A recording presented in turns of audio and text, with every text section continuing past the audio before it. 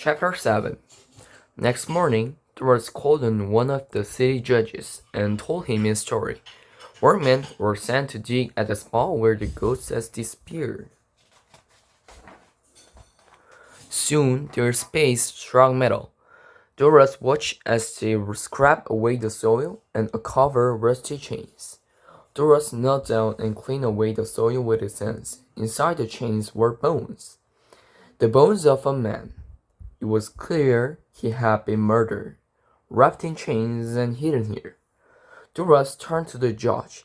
Killers wrapped their victims in chains to stop the spirit rising and haunting them. But some ghosts are strong enough to escape. This is why the spirit wanders the earth at night. It needs a proper grave. The workman took off the chains and laid the bones carefully in a cloth. The judge gave orders for them to be buried properly. At last the poor tortured spirit was laid to rest. The ghost found peace in its grave. Doris found peace in his house, for the spirit in chains never returned. Pertinax looked around Pliny's fine garden. In its center stood a young tree. "Is that the spot?" he whispered. Pliny rose to his feet. "This story happened in Athens, we agreed." He smiled.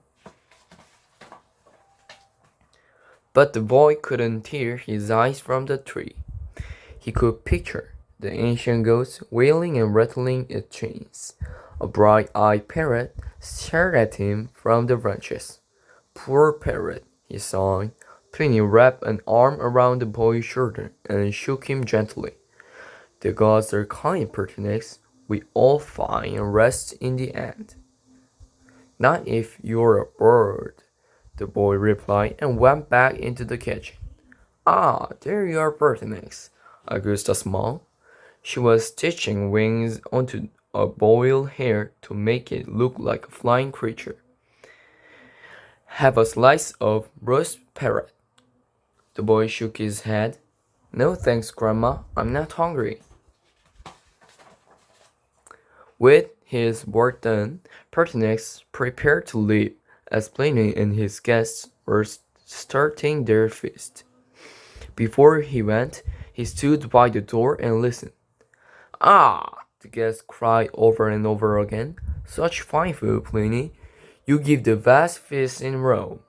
"I have a best cook," said Pliny. "That is true," a grand lady sighed.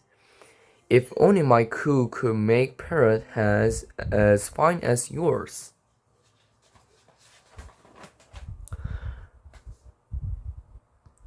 Pertinax smiled and ran home happily through the dusty streets. But that night the boy didn't sleep. He couldn't. The sound of rattling chains was keeping him awake.